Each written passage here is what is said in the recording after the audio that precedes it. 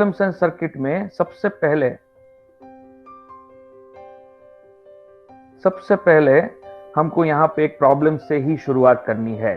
तो चलो, हमने ये प्रॉब्लम ऑलरेडी थोड़ा बहुत किया हुआ है। Calculate current passing through load are connected with the mixed connection of identical batteries in a helping condition. अब तो पहले सोचो, मिक्स कनेक्शन, आइडेंटिकल बैटरीज और हेल्पिंग कंडीशन, ये तीन चीजें मुझे यहाँ पे दी हुई है। तो इन तीन चीजों को लेके what I can do here is, you can just have a look on that. ये एक बैटरी है, ये दूसरी battery, then this is the third one, और ऐसे सीरीज में कितनी बैटरी कनेक्टेड है भाई? n batteries are connected. This identical battery बोला है, इसलिए क्या होगा, हर एक का ईएमएफ क्या होगा? E। हर एक का इंटरनल रेजिस्टेंस क्या होगा? R। फिर ऐसी दूसरी लाइन मिलेगी आपको, ये है सेकंड लाइन, और इस सेकंड लाइन में भी कितने सारे बैटरीज जो है वो सेम टाइप की बैटरीज है। हर एक बैटरीज का ईएमएफ कितना है? E है, और हर एक बैटरी का इंटरनल रेजिस्टेंस जो है वो है R। और ये फर्स्ट रो है ऐसी, ये second row, and now I am just shifting to mth row. ये रो नंबर m है।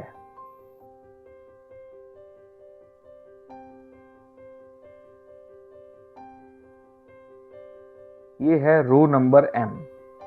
तो ये हो गया मिक्स्ड कनेक्शन। आप सब जानते हो उसको मिक्स्ड कनेक्शन कहते हैं, राइट? अब ये मिक्स कनेक्शन के बाद क्या करना है, देखो, रीड द क्वेश्चन केयरफुली।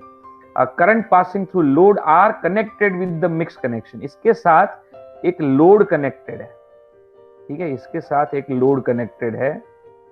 मैं यहां पे भी क्या कर देता हूं, ई ई ई ई, और यहां पे भी सारी बैटरीज का इंटरनल रेजिस्टेंस है R।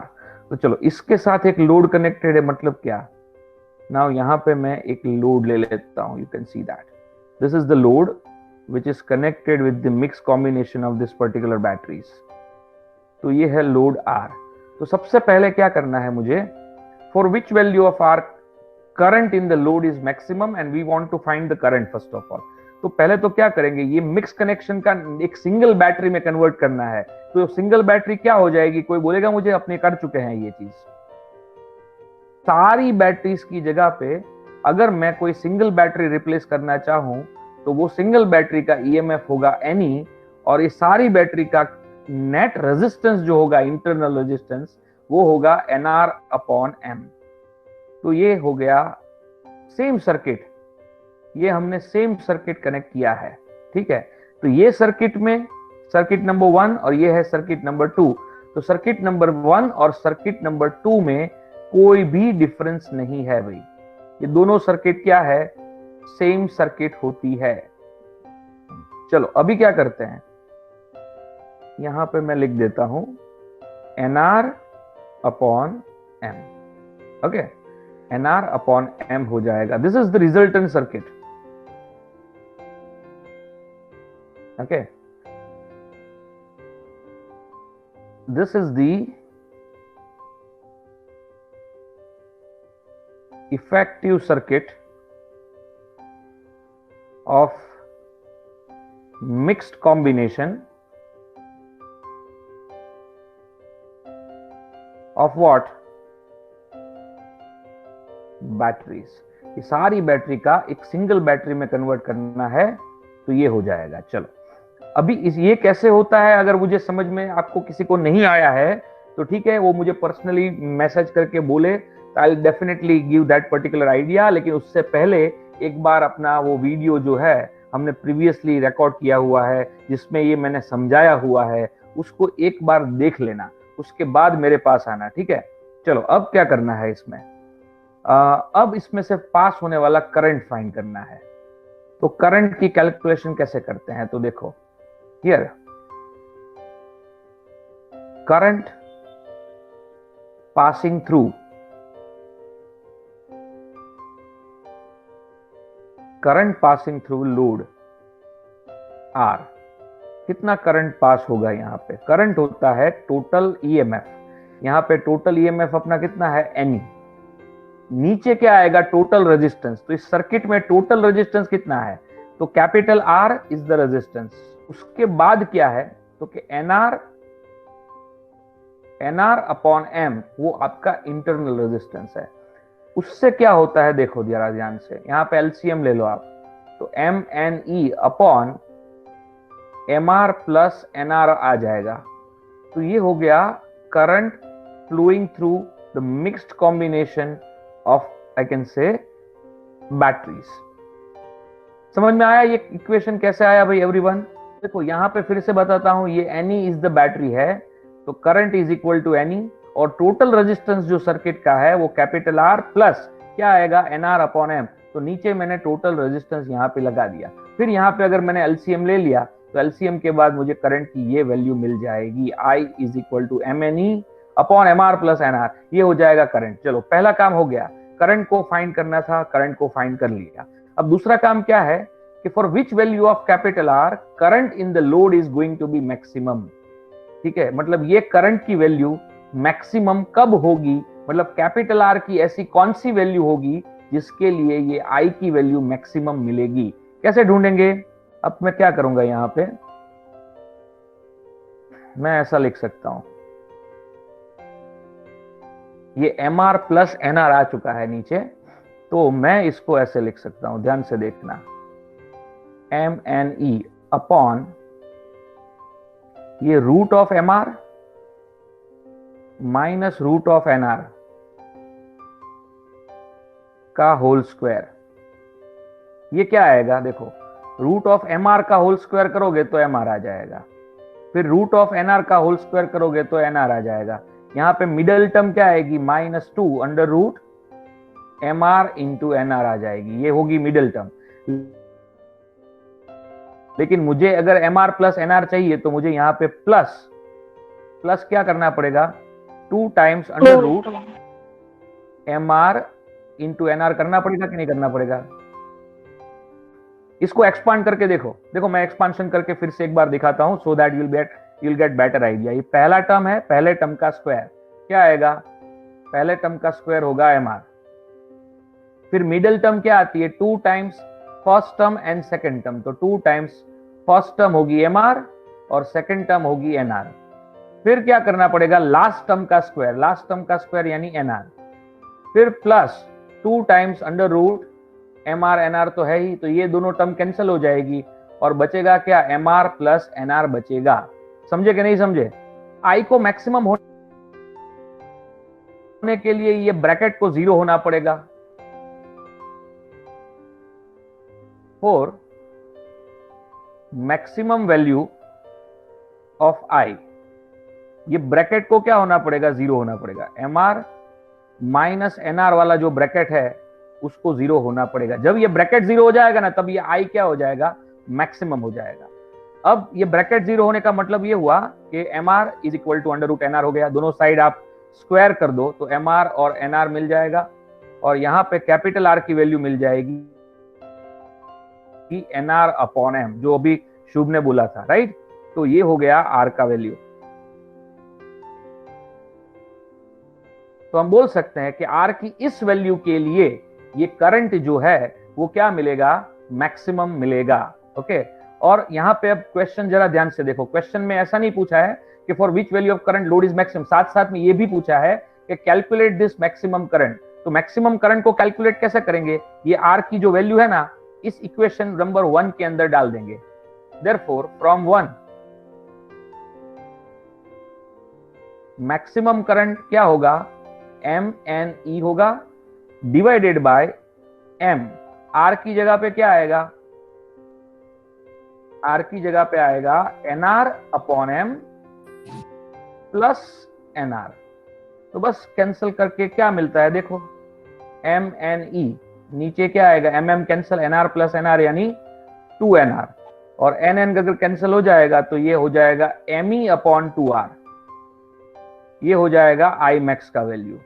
इसको आप दूसरे तरीके से भी लिख सकते हो, जैसे आप समझते हो। देखो यहां से आप क्या कह सकते हो, आर क्या होता है, तो कि एम आर अपॉन एन होता है, तो यहाँ पे R की वैल्यू अगर आप mr अपॉन m रखोगे तो क्या मिलेगा, mr अपॉन n रखोगे तो mm कैंसिल हो जाएगा और यहाँ पे क्या मिलेगा, ne अपॉन 2 कैपिटल R मिल जाएगा कि नहीं। Hello, yes sir. Yes sir. Yes sir. तो ये हो गया आपका आंसर, ये हो गया आपका आंसर। आई मैक्स की वैल्यू मुझे यहां पे मिल चुकी है।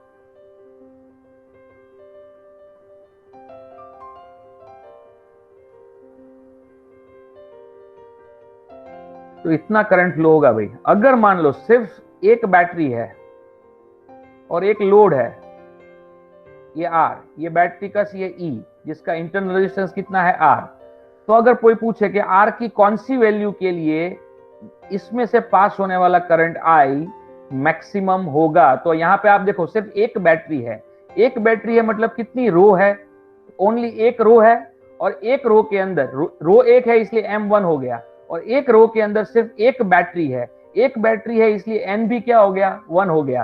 तो N और M की वैल्यू अगर आप 1 डालोगे तो क्या मिलेगा, capital R is equal to small r मिलेगा।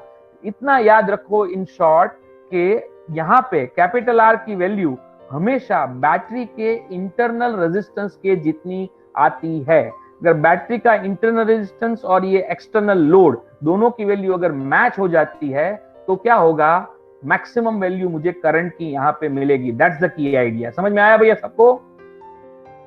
अब टर्मिनल वोल्टेज कंडीशंस की बात करनी है। ये टर्मिनल वोल्टेज कंडीशंस क्या होता है, लेट अस अंडरस्टैंड दिस। बहुत ही सिंपल सा कंसेप्ट है, मैं यहां पे दिखाऊंगा। Just look at this. मेरे पास यहां पे ये बैटरी है और ये बैटरी का इंटरनल रेजिस्टेंस है। बैटरी का ईएमएफ जो है वो है E, ये पॉइंट है A और ये पॉइंट है B, और करंट जो है ना यहां से बाहर निकल रहा है, दैट इज I। तो ऐसी सिचुएशन में terminal voltage between points A and B, जिसको अपने क्या बोलेंगे, VAB बोलेंगे, उसकी वैल्यू मुझे क्या मिलेगी, E माइनस IR जितनी मिलेगी, E माइनस IR जितनी मिलेगी। और यहां से आप क्लियरली बता सकते हो कि VAB जो है ना, that is less than what, EMF E। अब देखो ऐसा कैसे, अब इसमें क्या होगा, ये एक बैटरी है मेरे पास, ये इसका इंटरनल रेजिस्टेंस है, ये पॉइंट है B, ये पॉइंट है A, ये प्लस, ये माइनस, ये E, ये है इंटरनल रेजिस्टेंस R। अब देखो करंट की डायरेक्शन में बदल देता हूं, करंट की डायरेक्शन कुछ ऐसी है। अब देखो यहां पे करंट ट्रेडिशनली पॉजिटिव टर्मिनल से बाहर आ रहा है जो होना चाहिए, लेकिन यहां पे क्या हो रहा है, करंट पॉजिटिव टर्मिनल के अंदर जा रहा है। जब भी करंट पॉजिटिव टर्मिनल के अंदर जाता हो तो टर्मिनल वोल्टेज में करंट की वैल्यू जो I है उसकी जगह पे मुझे क्या करना पड़ेगा, माइनस I रखना पड़ेगा। तो अगर मैं इस I की जगह पे, ये फॉर्मूला में I की जगह पे माइनस I रख दूं तो टर्मिनल वोल्टेज का फॉर्मूला हो जाएगा E प्लस IR, और ऐसी सिचुएशन में मिलने वाला टर्मिनल वोल्टेज EMF से क्या होगा, बड़ा होगा।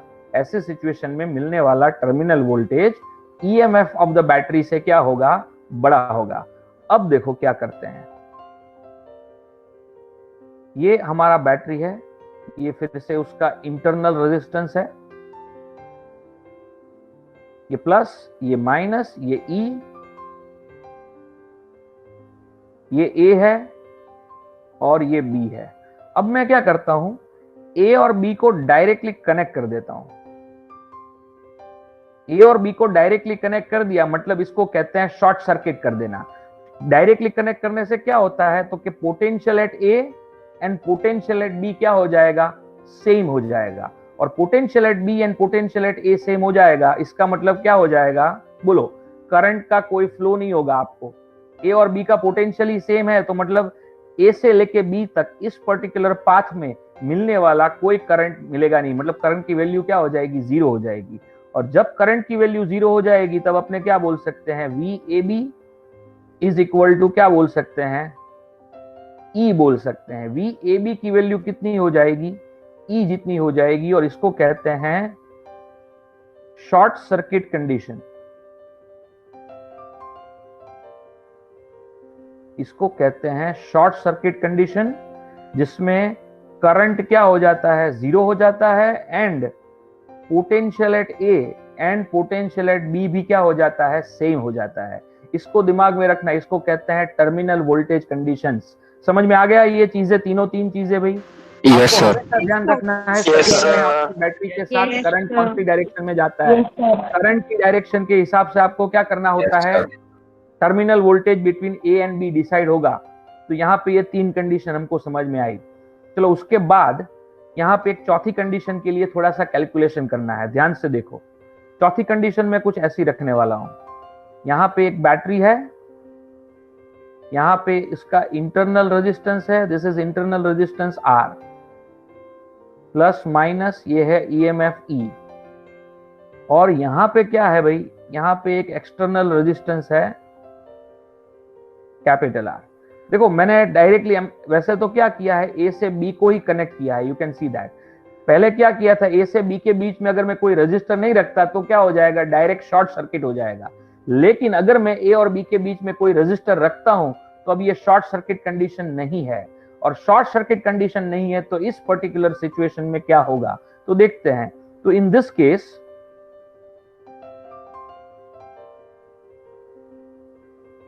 करंट क्या मिलेगा मुझे, इस तरफ मिलेगा भाई, बैटरी से करंट निकलेगा, रेजिस्टेंस में से जाएगा, फिर स्मॉल आर में से जाके बैटरी के नेगेटिव टर्मिनल के अंदर खत्म हो जाएगा। तो in this case current in the circuit क्या होगा,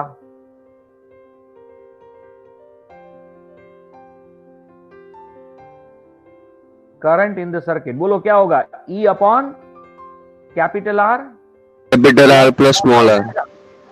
टोटल बैटरी और टोटल रेजिस्टेंस, टोटल वोल्टेज कितना है बैटरी में E, और टोटल रेजिस्टेंस होगा capital R plus small r, ये हो जाएगा करंट। नाउ टर्मिनल वोल्टेज लिखते हैं। नाउ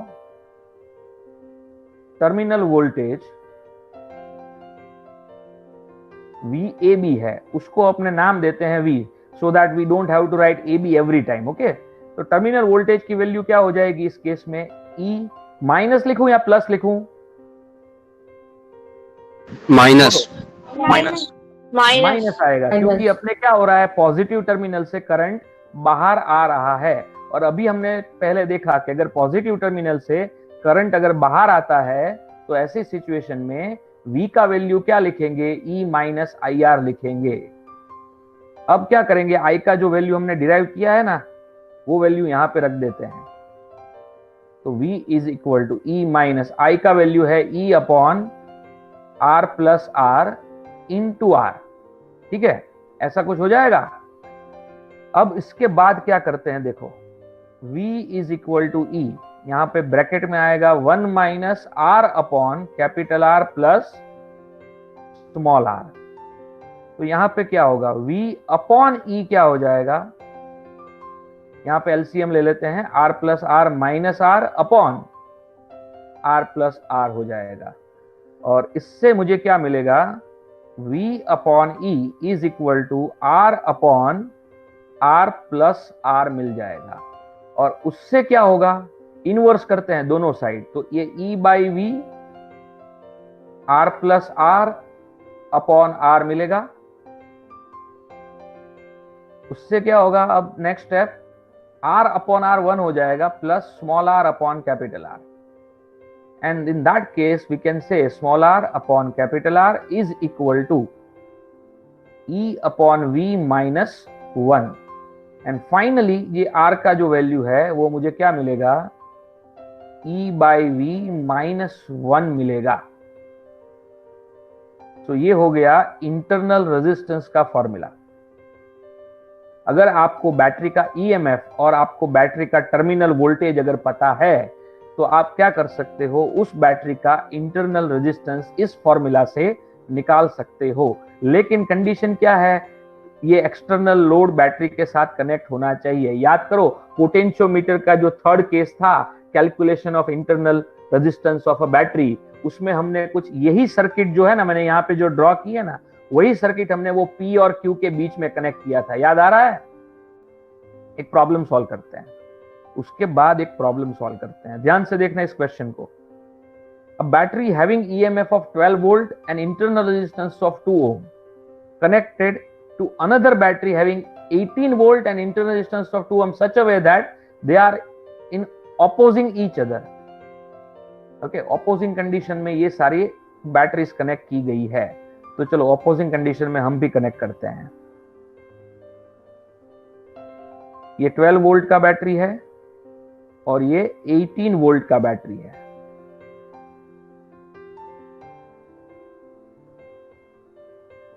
समझ में आया? ऑपोजिंग कंडीशन का मतलब आप देख लो, मैंने ऑपोजिंग कंडीशन में कनेक्ट कर दिया है। Yes sir. अब इसका रेजिस्टेंस कितना है? 2 ओम है और इसका भी रेजिस्टेंस कितना है? 2 ओम है। तो इसको एक काम करते हैं, रेजिस्टेंस उसको सेपरेटली इंडिकेट करते हैं। Let us indicate those resistance separately. तो देखो ये है इंटरनल रेजिस्टेंस, ये 12 वोल्ट का बैटरी, फिर ये 18 वोल्ट का बैटरी और ये उसका इंटरनल रेजिस्टेंस। ये इंटरनल रेजिस्टेंस जो है वो है 2 ओम और ये जो इंटरनल रेजिस्टेंस है वो भी कितना है? 2 ओम्स है। 12 वोल्ट, ये है 18 वोल्ट। और हम क्या कर देते हैं, अब सर्किट को क्लोज कर देते हैं। चलो ये हो गया सर्किट। अब इस सर्किट के लिए मुझे क्या फाइंड करना है? इसको अपने E1 बोलते हैं, इसको E2 बोलते हैं, R1 बोलते हैं और यहां पे R2 बोलते हैं। चलो सबसे पहले तो current flowing in the circuit. तो पहला काम करते हैं करंट का। चलो फर्स्ट सॉल्यूशन क्या होगा? Current in the circuit.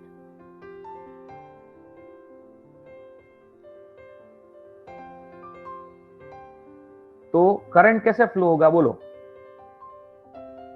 तो अपने क्या करेंगे? Net EMF upon net resistance, ये उसका फॉर्मूला होगा।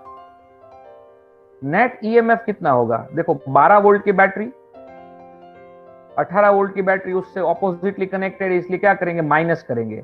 और रेजिस्टेंस क्या होगा? R1 प्लस R2 यानी 2 प्लस 2 हो जाएगा। तो ये -6 बाय क्या हो जाएगा? 4। -6 बाय 4 यानी -3/2 एम्पियर।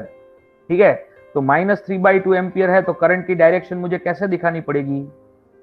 क्लॉकवाइज या एंटी क्लॉकवाइज बोलो? क्लॉकवाइज।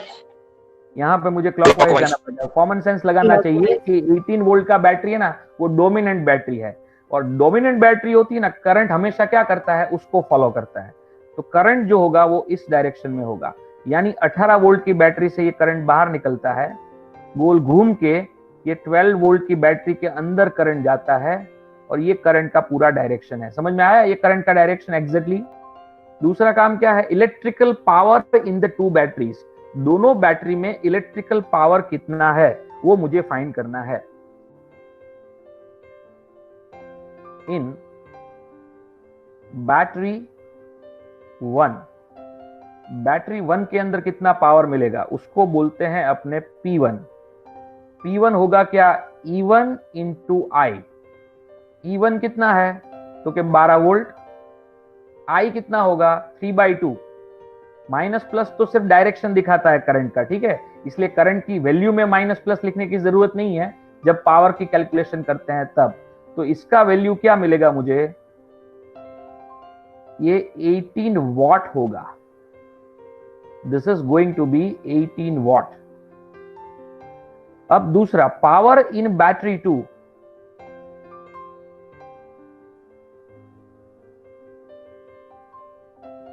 पावर इन बैटरी 2, तो पावर इन बैटरी 2 होगा E2 into I.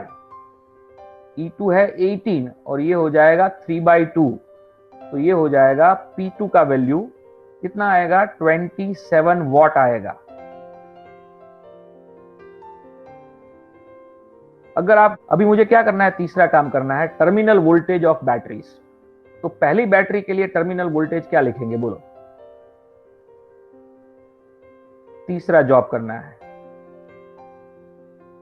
Terminal voltage of battery 1, battery 1 का टर्मिनल वोल्टेज क्या मिलेगा? तो टर्मिनल वोल्टेज होता है V, फॉर्मूला उसका जनरल फॉर्मूला क्या होता है? E upon E minus I R होता है। लेकिन पहली बैटरी ये है, this is the first battery, this is the second battery. और हमने रूल क्या सीखा था कि बैटरी के पॉजिटिव टर्मिनल के अंदर अगर करंट आता है तो करंट की यहाँ पे बीच में क्या आएगा? प्लस आएगा। अगर प्लस ये करंट है ना पॉजिटिव टर्मिनल से बाहर जाता होता तो मैं क्या करता यहाँ पे माइनस रखता। तो पहली बैटरी का टर्मिनल वोल्टेज होगा E1 प्लस IR1। तो E1 जो है वो होगा 12 वोल्ट, करंट है 3/2, रेजिस्टेंस है T2। तो ये कितना आएगा? 2 कैंसिल हो जाएगा और 15 volt is going to be the terminal voltage of the battery number 1. Okay, फिर टर्मिनल वोल्टेज ऑफ बैटरी 2, दूसरी बैटरी का टर्मिनल वोल्टेज कितना मिलेगा? तो देखो दूसरी बैटरी जो है उसके पॉजिटिव में से क्या हो रहा है? करंट बाहर आ रहा है।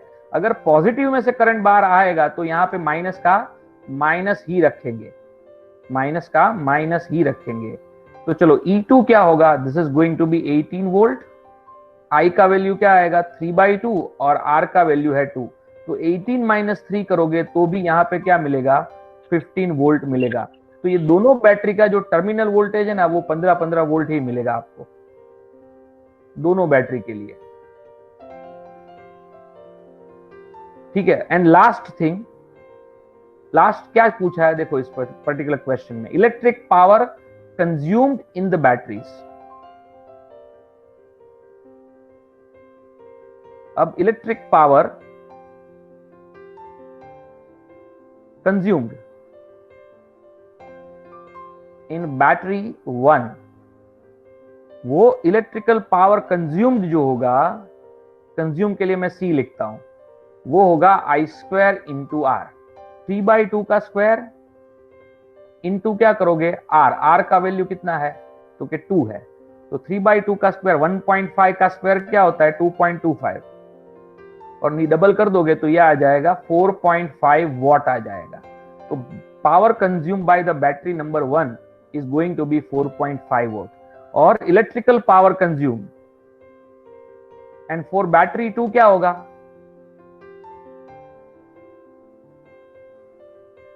PC2, वो भी क्या आएगा? I² R2 आ जाएगा। मुझे यहाँ पे कैपिटल R की जगह पे क्या लिखना चाहिए था? R1 लिखना चाहिए था। चलो यहाँ पे भी यही आएगा, 3/2 का स्क्वायर और रेजिस्टेंस तो 2 ही है, तो इसका आंसर आएगा 4.5 वॉट। तो ये प्रॉब्लम हुआ यहाँ पे खत्म। जब भी पावर लॉस की बात आती है ना, then go for I² R। जब भी पावर लॉस की बात आए then go for I² R। ठीक है, चलो आगे बढ़ते हैं। वोल्टेज और करंट डिवाइडर के बारे में बताना है।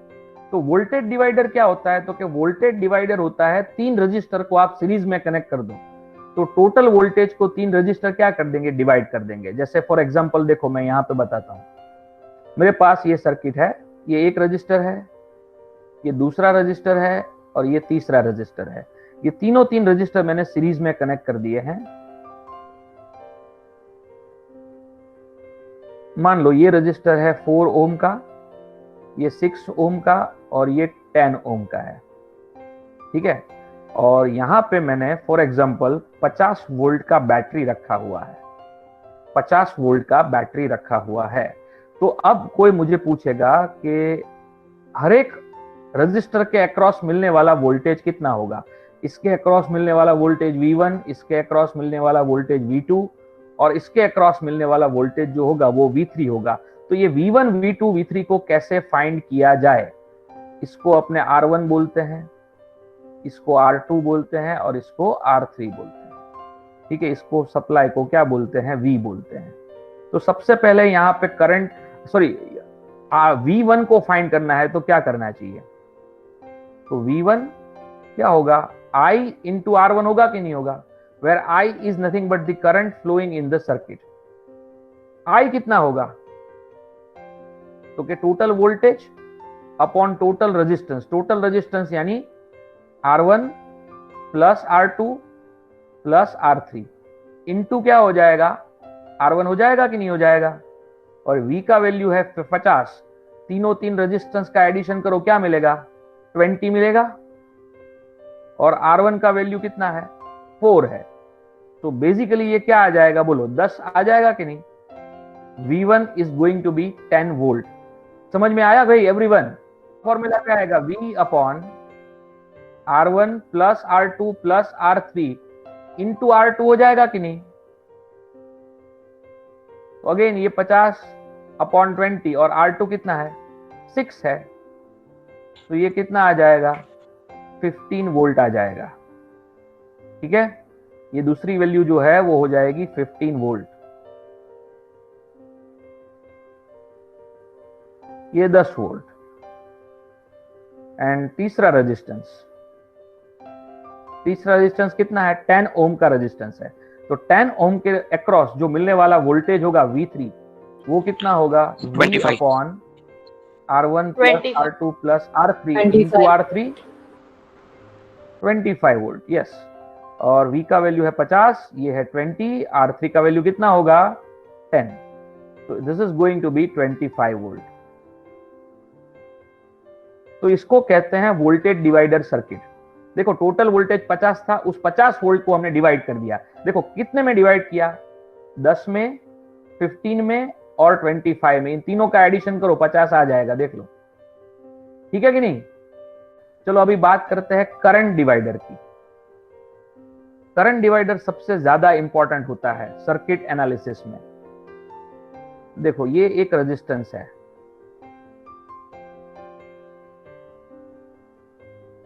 दूसरा यहां पे, तीसरा यहां पे, 3 रेजिस्टेंसेस मेरे पास यहां पे है, यू कैन सी दैट। और तीनों रेजिस्टेंस के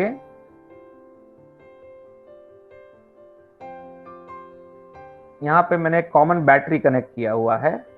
ये रेजिस्टेंस मान लो कि 2 ओम का है, ये 4 ओम का है और ये 6 ओम का है। इसमें से पास होने वाला करंट है I1, इसमें से पास होने वाला करंट है I2 और यहां से पास होने वाला करंट है I3। ठीक है, और यहां पे जो सप्लाई है, लेट अस से कि ये 12 वोल्ट का सप्लाई है। तो मुझे क्या करना है, यहाँ पे I1, I2 और I3 का वैल्यू निकालना है। तो कैसे निकालेंगे, कोई बताएगा, how we can calculate the value of I1, I2 and I3।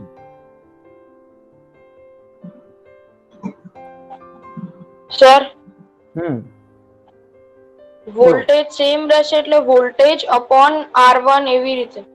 Voltage upon R1 એવી રીતે। ઓકે, ચલો मैं वोल्टेज ना आप्या होत तो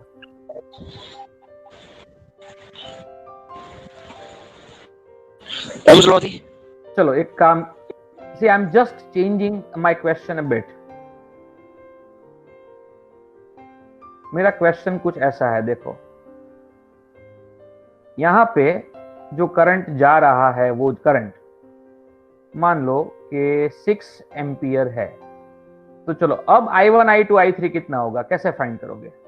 ओम्स लॉ कहता है कि I होता है V बाय R, और यहां से मुझे ये पता चलता है कि I is always inversely proportional to R, है ना। I is always inversely proportional to R। तो एक बात तो क्लियर है कि अगर यहां पे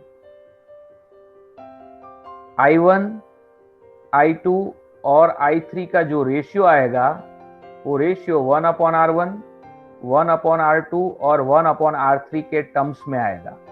और उसकी वजह से मैं ऐसा बोल सकता हूं I1 is to I2 is to I3, 1/R1 यानी 1/2, ये 1/4 और ये 1/6 हो जाएगा। चलो अब इसको ध्यान से देखना एकदम। ये 2, 4 और 6 का एलसीएम क्या होगा, 12 होगा, है ना। 2, 4, Yes, 6 sir. का एलसीएम क्या होगा, 12 होगा। तो मैं यहाँ पे हर एक टर्म को क्या कर देता हूँ, 12 से मल्टीप्लाई करता हूँ। देखो 12/2 यानी 6, 12/4 यानी 3 और 12/6 यानी 2। तो मतलब इतना मुझे यहाँ पे पता चल चुका है कि इसमें से पास होने वाला जो करंट होगा ना वो करंट 6:3:2 के रेशियो में होगा। इसका मतलब ये है कि यहां से जो करंट जाएगा वो 6x जाएगा, यहां से जो करंट जाएगा वो 3x जाएगा, और यहां से जो करंट जाएगा वो कौन सा होगा भाई, 2x होगा। तो देखो 6x plus 3x plus 2x कितना होना चाहिए, 6 एम्पियर होना चाहिए, है कि नहीं, क्योंकि टोटल करंट तो 6 एम्पियर ही है। तो ये क्या होगा, 6 + 3 9 + 2 क्या हो जाएगा 11, x = 6 एम्पियर। तो यहां पे x की वैल्यू मुझे मिल चुकी है 6/11 एम्पियर। तो अब देखो I1 कितना है, तो I1 = 6x, x की वैल्यू क्या है 6/11, तो यहाँ पे x की जगह पे 6/11 करो तो 36/11 एम्पियर ये I1 मिलेगा। I2 क्या मिलेगा मुझे 3x है, तो क्या करना पड़ेगा 3 × 6/11 18/11 हो जाएगा। और I3 क्या मिलेगा मुझे 2x 2 × 6/11, तो क्या हो जाएगा ये 12/11 एम्पियर हो जाएगा। तो ये है तरीका करंट को फाइंड करने का। ठीक है, अगर कोई बोलता है नहीं सर इतना लंबा लंबा तो दिमाग में नहीं रहता है, कोई शॉर्ट ट्रिक है, कोई फॉर्मूला है जो रट्टा मार सकते हैं, तो रट्टा मार के काम चला लेंगे, अगर कोई ऐसा फॉर्मूला है तो हमको बता दो। तो मैं फॉर्मूला बता देता हूं, लेकिन वो फॉर्मूला भी तभी जाके काम करेगा जब आप इस लेवल तक पहुंच जाओगे। यहां पे तो पहुंचना ही पड़ेगा, you don't have a choice. उसके लिए मैं फॉर्मूला दिखाता हूं। देखो फॉर्मूला है I1 का फॉर्मूला क्या है I1 का फॉर्मूला ये जो 6 दिखता है ना यहाँ पे 6 अपॉन ये 6 3 और 2 तीनों 3 का एडिशन 6 + 3 + 2 इनटू अपना जो मेन करंट है, टोटल करंट कितना है 6 एम्पियर। बस ये आ गया आंसर, देखो 36/11। समझ में आया, ये एक और तरीका है इसका। फिर I2 अगर आपको ढूंढना है तो क्या करोगे, I2 में दूसरा नंबर कौन सा है 3, तो 3 लोगे, डिनोमिनेटर में क्या करोगे तो 6 3 2 है, तो यहाँ पे 6 + 3 + 2 ही करोगे, और साथ साथ में किसको मल्टीप्लाई करना पड़ेगा, तो क्या अपने टोटल करंट को। टोटल करंट कितना है 6, तो इससे आपको क्या मिलेगा 18/11 एम्पियर मिलेगा। I3 क्या मिलेगा, तो I3 में तीसरा नंबर कौन सा है 2, तो 2 लगाओगे, फिर नीचे 6 + 3 + 2 करोगे, और उसके बाद क्या, उसके बाद है टोटल करंट कितना है अगेन 6, तो ये हो जाएगा 12/11 एम्पियर। समझ में आया ये कि नहीं आया, ये 1 ये 2 और ये 3। आप अभी कोई भी सर्किट आए तो आप करंट को डिवाइड कर सकते हो इस तरीके से भाई, एक रेजिस्टेंस, ये दूसरा रेजिस्टेंस, ये तीसरा रेजिस्टेंस, ठीक है, और तीनों तीन यहां पे कनेक्टेड है एक दूसरे के साथ पैरेलल में।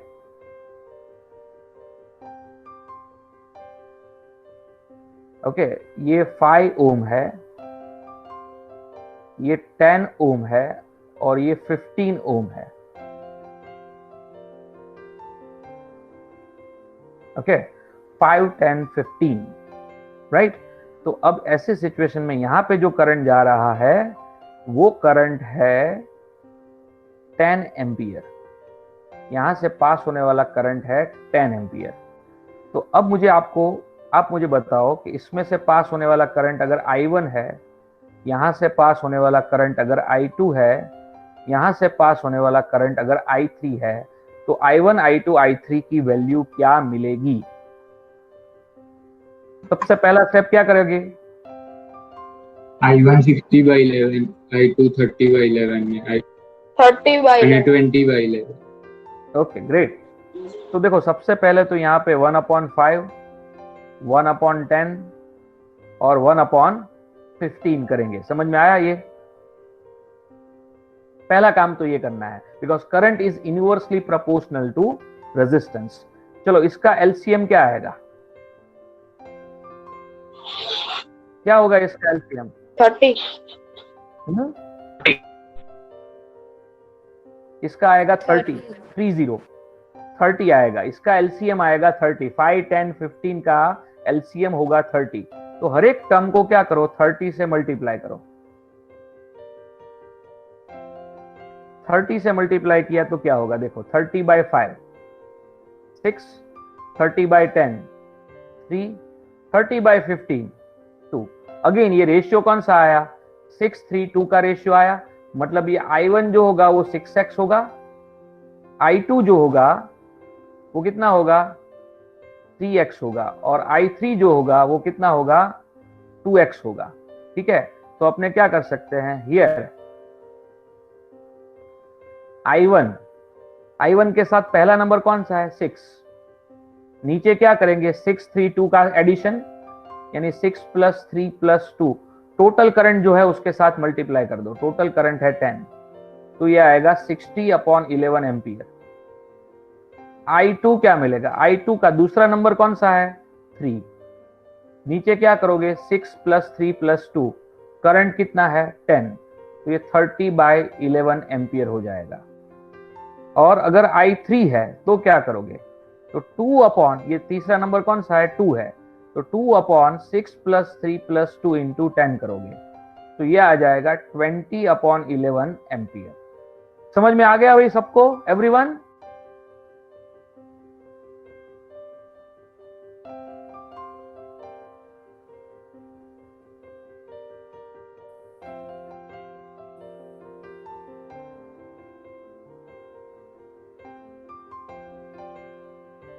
इजी क्वेश्चन देता हूं मैं आपको, you can just have a look on that.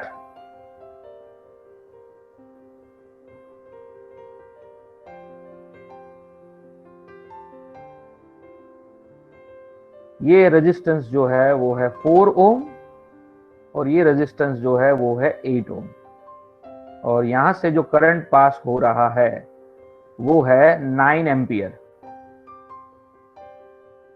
Okay, current जो पास हो रहा है वो है 9 एम्पियर। तो मुझे बता दो चलो जल्दी से कि यहाँ पे I1 की वैल्यू क्या होगी और I2 की वैल्यू क्या होगी।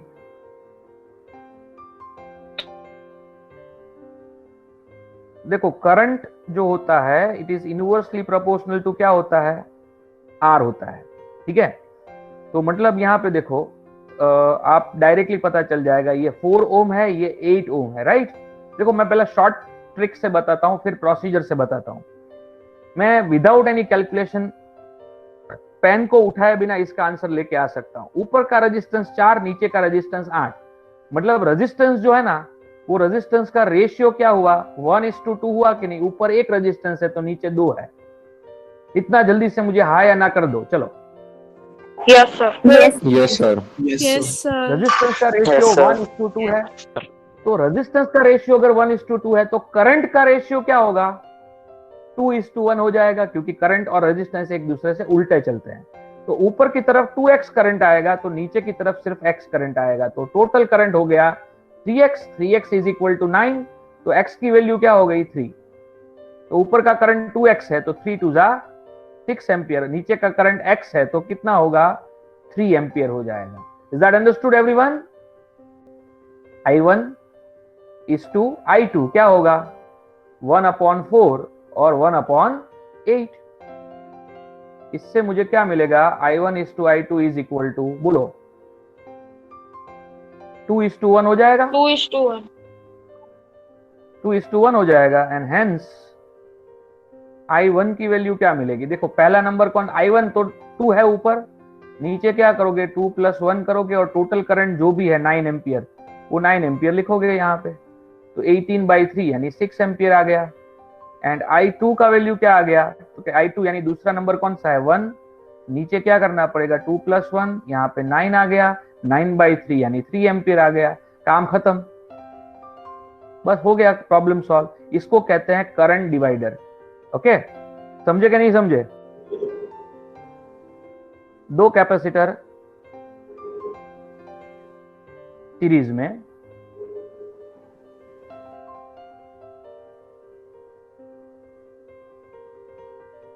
ये कौन सा 4 माइक्रोफैराड वाला, ये 2 माइक्रोफैराड वाला। ओके, 2 कैपेसिटर सीरीज में 4 माइक्रोफैराड और 2 माइक्रोफैराड, और ये है 12 वोल्ट का बैटरी।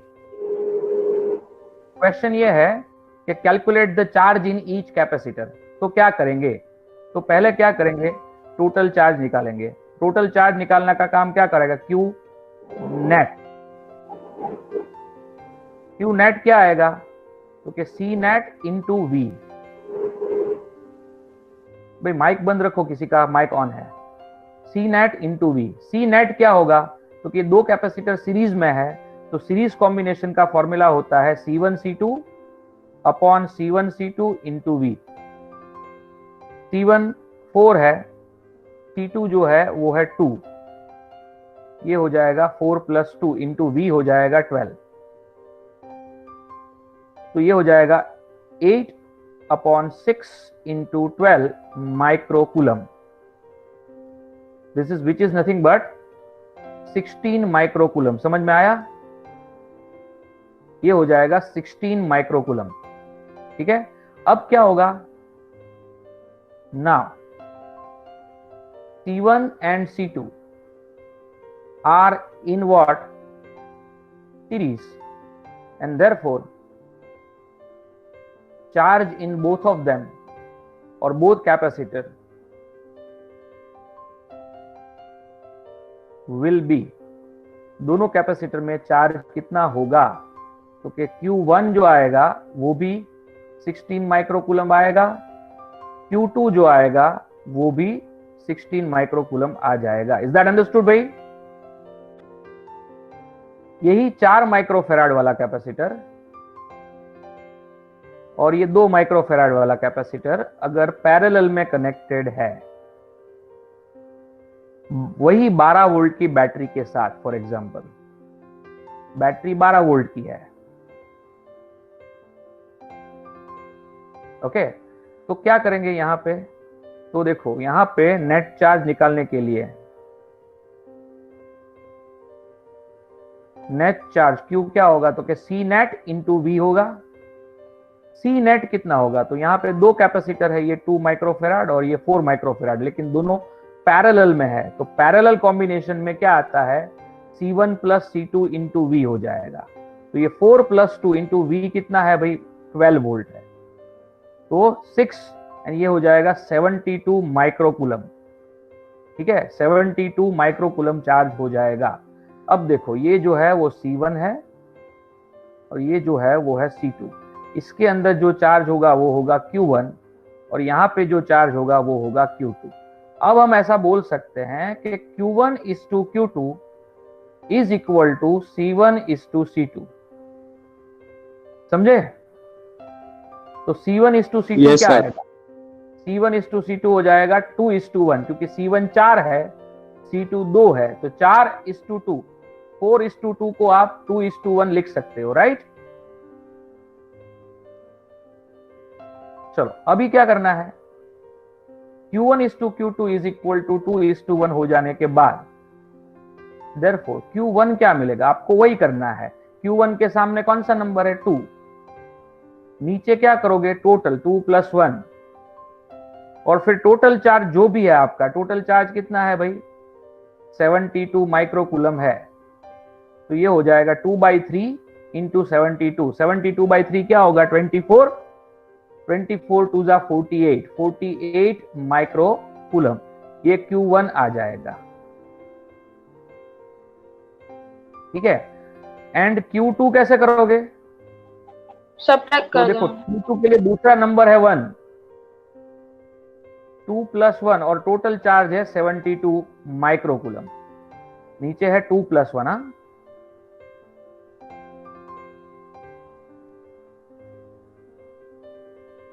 तो 72/3 24 माइक्रोकूलम आ जाएगा इसका आंसर। समझे भाई एवरीवन? मैं आपकी जगह पे होता तो यहाँ पे ये कैलकुलेशन नहीं करता, मैं सिर्फ यहाँ पे 2:1 देखता, 2:1 देख के मैं यहाँ पे 2x लगा देता, यहाँ पे 3x लगा देता, तो 2x + 3x यानी 2x + x क्या हो जाएगा, 3x। 3x की वैल्यू कितनी हो जाएगी, 72, तो x की वैल्यू कितनी हो जाएगी, 18, तो 18 2 सॉरी 72/3 है ना, 24 हो जाएगा, तो 24 2 = 48 और यहाँ पे नीचे क्या आ जाएगा, 24। मेरा सी दिस इज 12 वोल्ट, तो आप ये पॉइंट नहीं बच्चे कितना वोल्ट है, 12 वोल्ट है। इन दो पॉइंट के बीच में भी कितना होगा, 12 वोल्ट होगा। मतलब कैपेसिटर C1 के अक्रॉस मिलने वाला वोल्टेज कितना है, 12 वोल्ट। अब आप जानते हो Q is equal to CV, तो अगर आपको C कितना है तो कि 4 माइक्रोफेराड और 12 वोल्ट है, तो 12 और 4 को मल्टीप्लाई करने से भी आपको आंसर मिलेगा। This is something, Q is equal to CV से आप अपना आंसर लेके आ सकते हो। यहाँ पे देखो ये 48 और 24 जो आपको दो वैल्यू मिल रही है, ये वैल्यू 48 है और ये 24 है, ये दोनों वैल्यू का एडिशन कितना आया, तो कि 72 जितना आएगा ही आएगा, दैट इज नो वे, वो तो आना ही चाहिए। कंजर्वेशन ऑफ चार्ज क्या कहता है कि टोटल चार्ज कंजर्व रहना चाहिए, ठीक है, टोटल चार्ज कंजर्व रहना चाहिए। अगर दो बैटरी दी तो आपको ऐसा भी कर सकते हो कि भाई टोटल चार्ज 72 है, ऊपर वाले कैपेसिटर में से 48 चला गया तो नीचे वाले में कितना जाएगा, तो कि 72 में से जितना बचा, 48 72 टोटल था, उसमें से 48 ऊपर वाले ने ले लिया, तो नीचे वाला कितना लेगा, तो जो बचा वही ले लेगा ना, तो 24 ले लेगा। तो ये भी एक तरीका है इसको कैलकुलेट करने का। तो यहाँ पे सर्किट सॉल्विंग के अंदर एक ही चीज के करने के लिए बहुत सारे अलग अलग तरीके अवेलेबल होते हैं भाई। तो आपके दिमाग में जो भी तरीका क्लिक हो ऑन द स्पॉट, वो तरीका आप क्या करो, अप्लाई करो और प्रॉब्लम को सॉल्व करो।